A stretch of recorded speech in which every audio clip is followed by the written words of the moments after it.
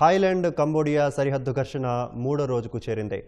థాయిలో 58,000 మంది, కంబోడియాలోని 23,000 మంది సరిహద్దు ప్రాంతాల ప్రజలను సురక్షిత ప్రదేశాలకు తరలించారు. రెండు దేశాల్లో కలిపి మరణాల సంఖ్య 32కు చేరిన వేళ శుక్రవారం రాత్రి ఐరాస భద్రతా మండలి అత్యవసర సమావేశం నిర్వహించింది.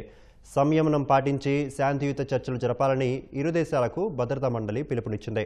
రెండు దేశాలు కాల్పుల విరమణకు అంగీకరించాయని ఆసియన్ కూటమికి అధ్యక్షత వహిస్తున్న మలేషియా తెలిపింది. ఘర్షణలను తగ్గించుకునేందుకు మధ్యవర్తిత్వం వహిస్తామని తెలిపింది. ఆ ప్రతిపాదనను థాయిలాండ్ తిరస్కరించింది.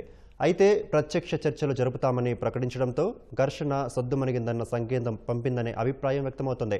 ప్రస్తుతం థాయిలో 8 జిల్లాల్లో మార్షల్ లా అమలవుతోంది. మరోవైపు కంబోడియాలోని భారతీయులకు అక్కడి దౌత్య కార్యాలయం ట్రావెల్ అడ్వైజరీ జారీ చేసింది.